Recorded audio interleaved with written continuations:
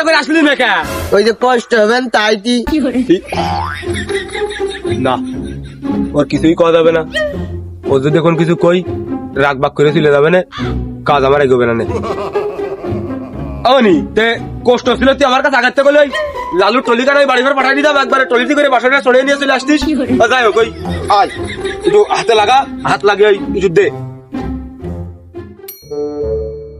মনে করলাম বাসায় আনেনি, রাগ বাগ করে কানছে এক চড় মেরে কবে বাড়ি চল যা, তা না আমার দেশে আবার কাজ করে আসছে মাঠে নামালে। আরে তুই কাজ কাম কিরাম করতেছিস? কাজ কামে সে বোধ নাই কে?